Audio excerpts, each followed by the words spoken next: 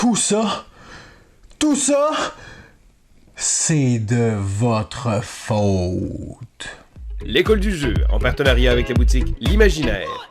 Au-delà de vos attentes.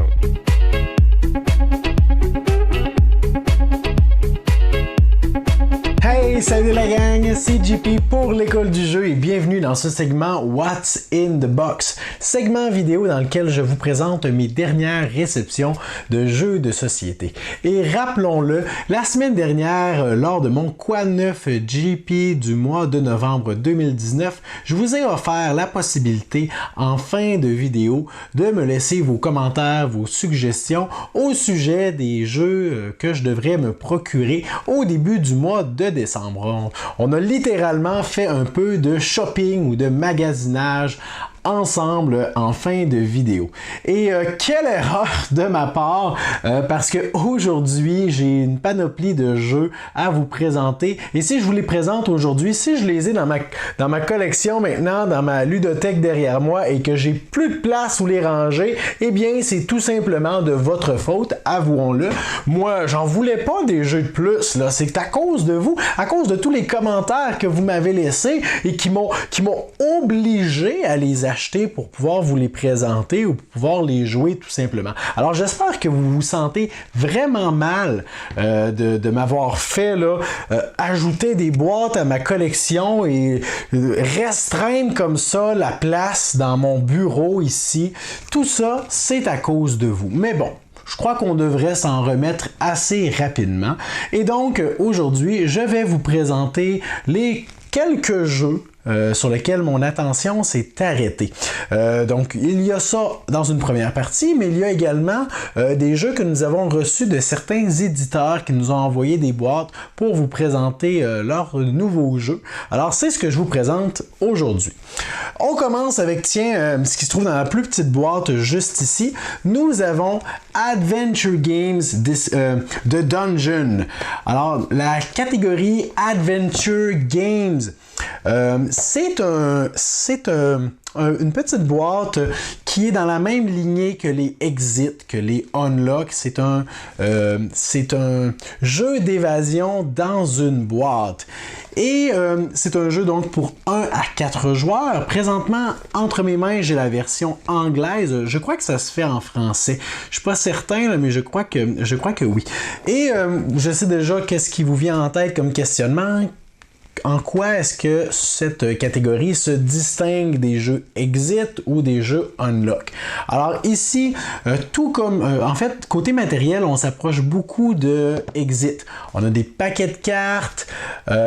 mais on a un peu plus que ça dans, du moins, la copie de Dungeon, de cette catégorie de jeux. Je ne sais pas si dans cette collection, donc, c'est toujours le cas, mais de ce que j'ai lu, ce serait bien le cas, c'est que nous avons l'aspect d'exploration.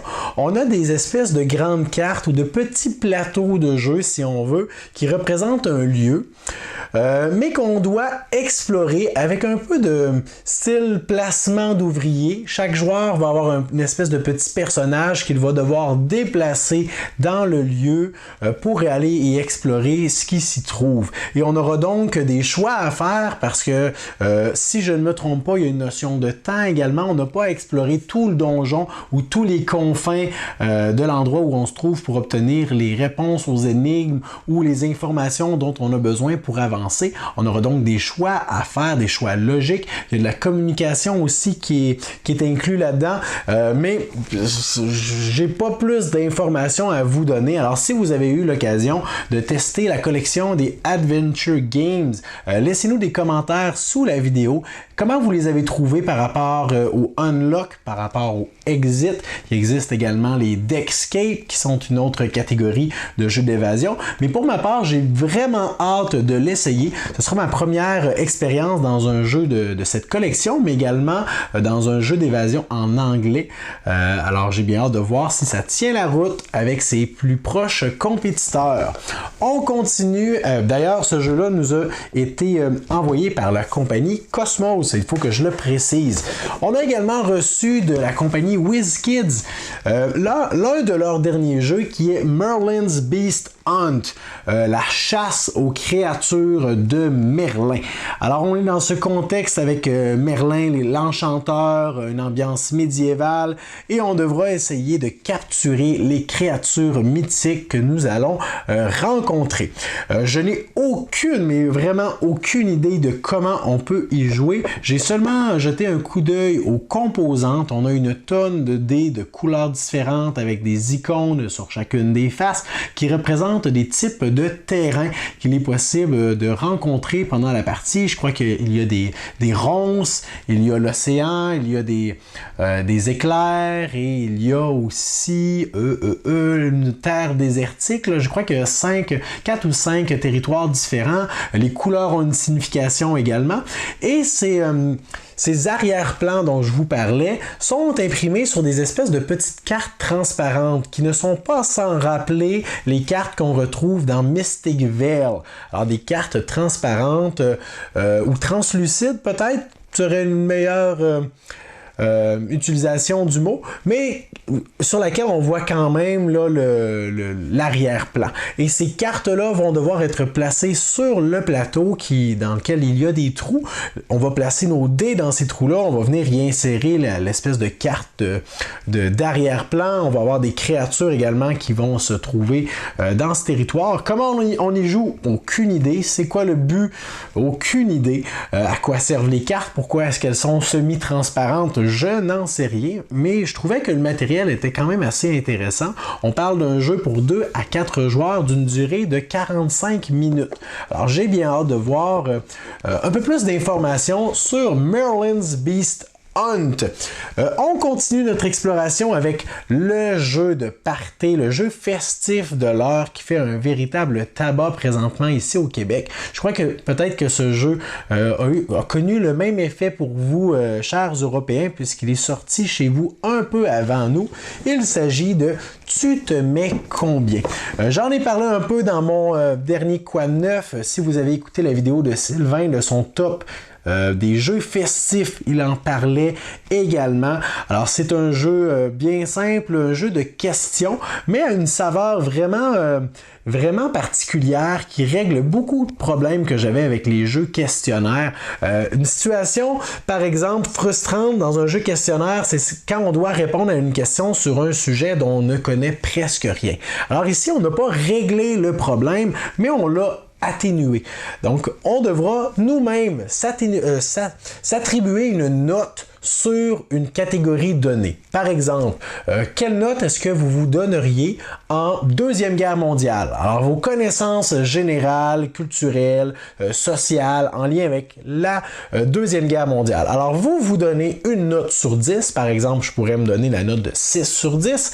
Et à ce moment-là, la personne qui vous pose la question va aller à l'onglet indiquant le niveau que vous vous êtes donné, alors 6, et il y aura une question en lien avec la Deuxième Guerre mondiale, mais du niveau de difficulté que vous vous êtes attribué.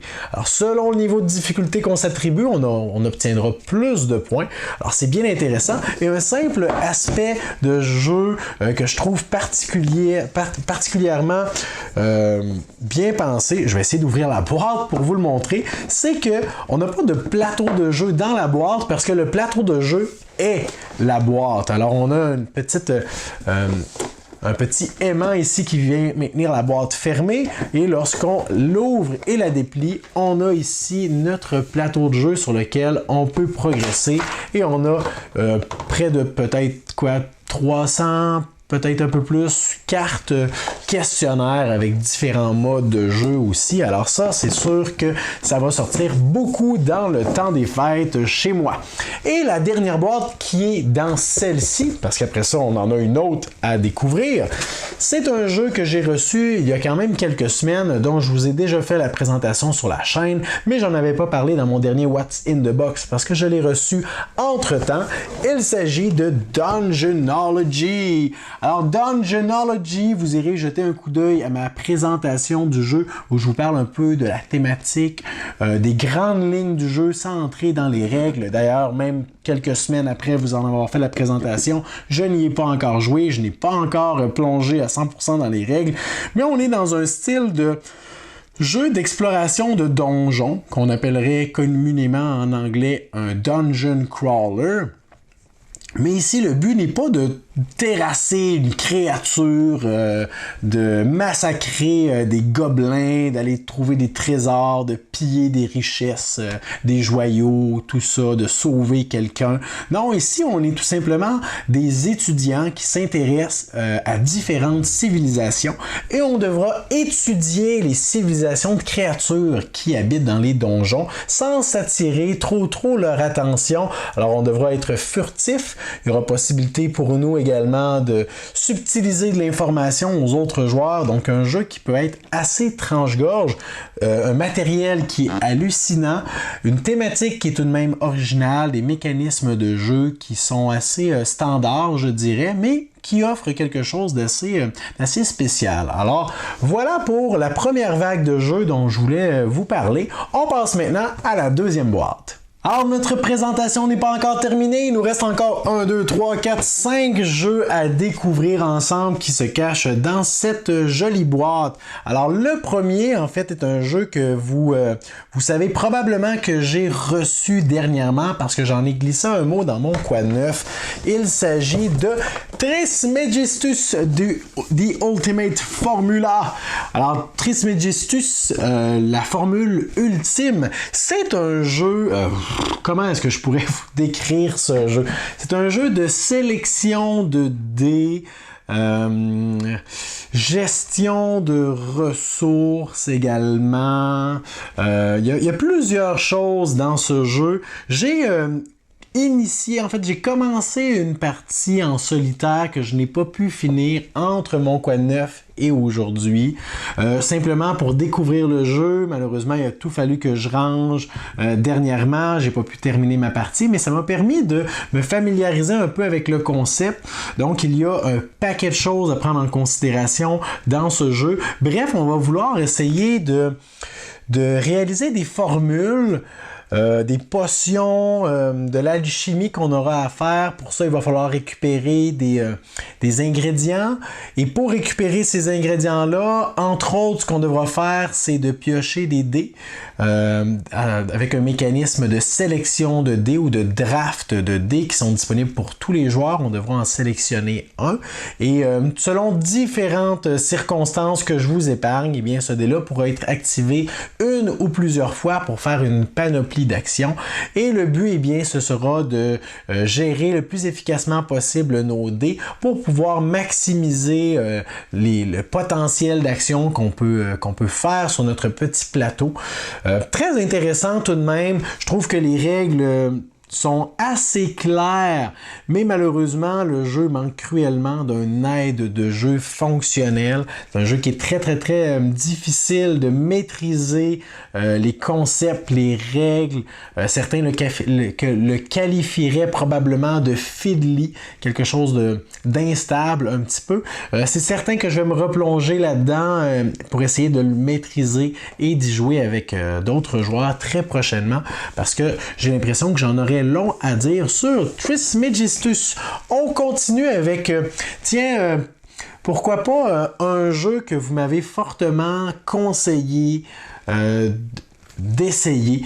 Certains d'entre vous l'ont même qualifié comme étant incontournable, connaissant mes goûts. Il s'agit de Blackout Hong Kong. Oh, que je suis content d'avoir mis la main là-dessus. Ça fait des mois qu'on l'attend ici au Québec. Je ne sais pas si c'est votre cas pour vous en Europe, mais nous ici, c'est tombé en rupture totale. Je crois qu'il y a eu quelques copies au compte-gouttes qui ont été rendues disponibles il y a de cela plusieurs mois, mais depuis lors, rien, silence radio. Et là, ça vient de réapparaître en magasin, donc à votre demande ou suite à vos suggestions, j'ai mis la main sur une copie pendant qu'il en reste. Donc Vincent avait eu l'occasion d'y jouer, il m'avait comparé le titre à Mombasa avec d'autres aspects également, des mécanismes de jeu bien intéressants, de construction d'un paquet de cartes, de deck building, gestion des actions également. Il y a une espèce de plateau qui représente je sais plus si c'est la Terre ou l'Amérique du Nord ou une partie là, de la Terre.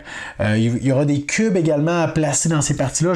Ça fait tellement longtemps que j'ai entendu parler de Blackout que j'ai complètement ou presque oublié les concepts généraux du jeu. Alors si vous y avez joué, n'hésitez pas à me faire une petite description de quelques lignes, une description sommaire peut-être de Blackout. En même temps que vous continuez la vidéo, vous pouvez rédiger le commentaire et si vous avez d'autres commentaires à ajouter d'ici la fin de la vidéo, vous pourrez le faire parce que souvent, en fin de vidéo, on oublie qu'on avait quelque chose à dire sur l'un des jeux. Alors pourquoi ne pas le faire au fur et à mesure? Alors Blackout, j'ai vraiment hâte de m'y plonger. D'ailleurs, je vais vérifier parce que j'ai ici le petit drapeau des États-Unis qui indique habituellement que le jeu est en anglais, mais je vais quand même vérifier quelque chose. Alors, oui, c'est le cas, ok. Alors, le jeu est effectivement en anglais. J'ai entendu dire que la version française avait été un peu modifiée.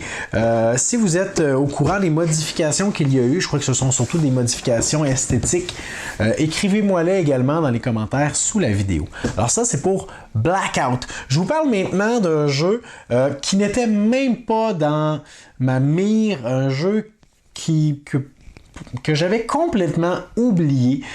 Quand l'engouement avec ce jeu a commencé à faire parler les gens, moi j'ai carrément passé à côté. J'ai manqué le train pour celui-là. C'est un jeu qui a été quand même en rupture très très très longtemps ici et auquel, je vais vous faire un aveu, je n'ai jamais joué.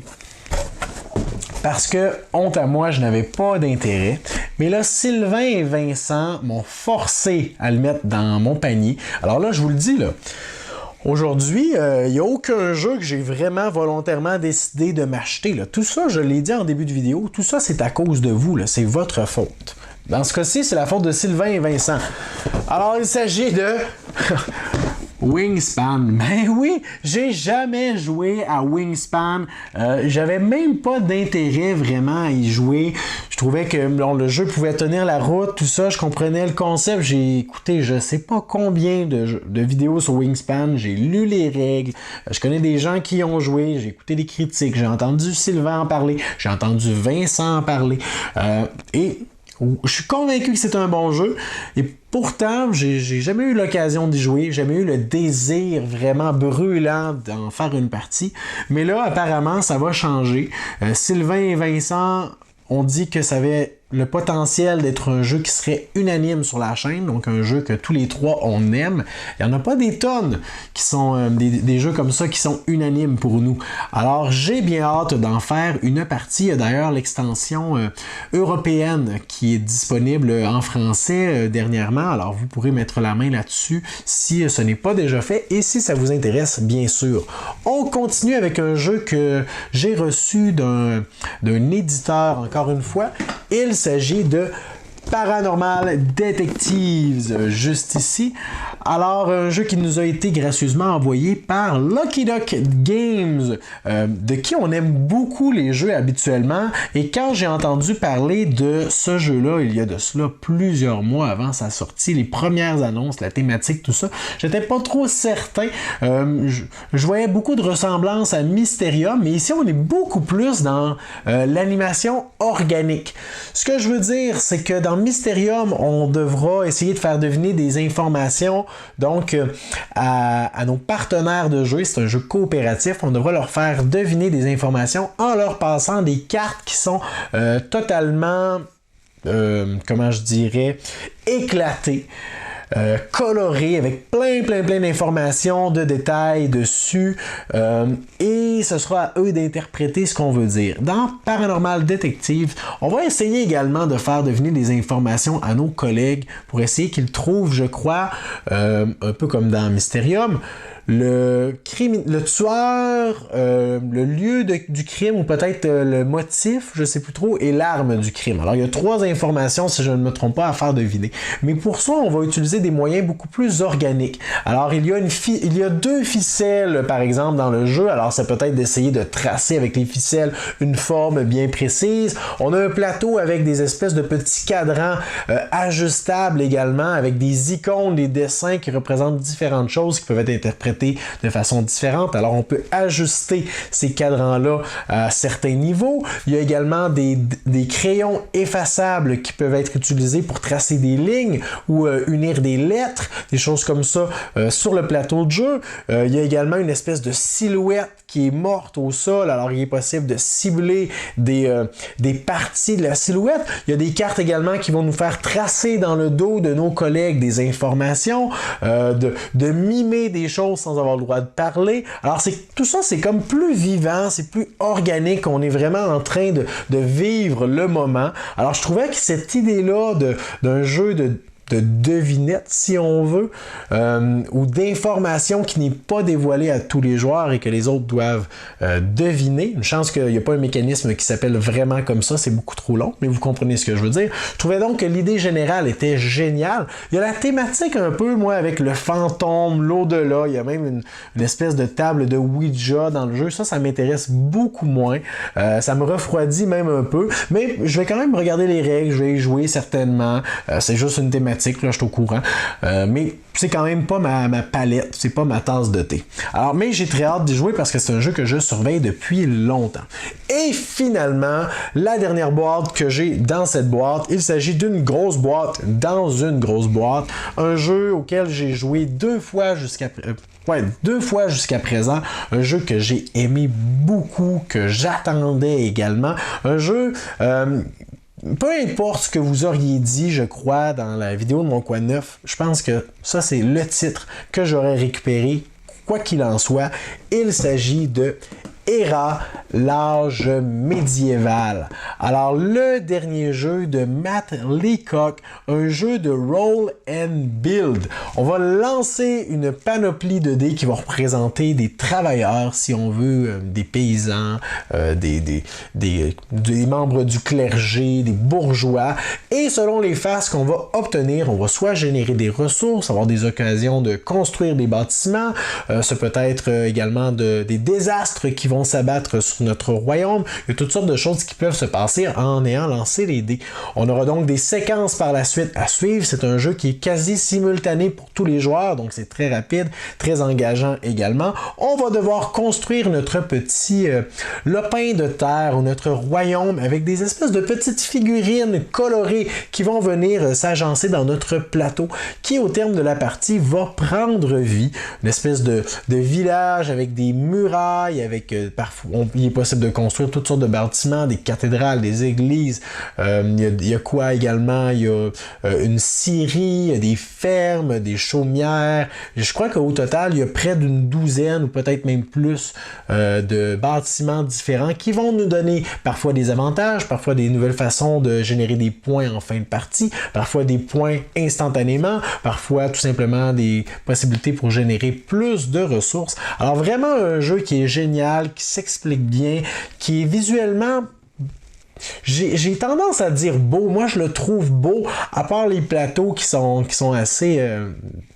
ordinaire, disons-le ainsi, mais c'est un jeu que j'aime beaucoup, que j'ai hâte de faire découvrir autour de moi. Alors voilà pour le contenu de la deuxième boîte. Alors voilà le contenu des 2 boîtes que je voulais vous présenter aujourd'hui. Vous savez, dans ma position, où est-ce que je présente toutes sortes de jeux à chaque semaine, il y a plusieurs personnes d'entre vous qui m'écrivent des commentaires pour te dire « C'est à cause de toi que j'ai acheté tel jeu », et là par la suite, je dis toujours à la blague « Je m'excuse », eh bien aujourd'hui, c'est à vous de me présenter vos excuses parce que pour la plupart de ces titres, c'est à cause de vous si je les ai récupérés. Alors, je m'attends à voir au moins une cinquantaine de commentaires de gens qui me présentent leurs excuses les plus sincères, j'en suis convaincu. Sans blague, laissez-moi des commentaires sous la vidéo au sujet des titres qui vous intriguent ou qui vous intéressent le plus. Laissez-moi également vos commentaires si vous avez eu la chance de jouer à l'un de ces jeux. Ça m'intéresse particulièrement si c'est un titre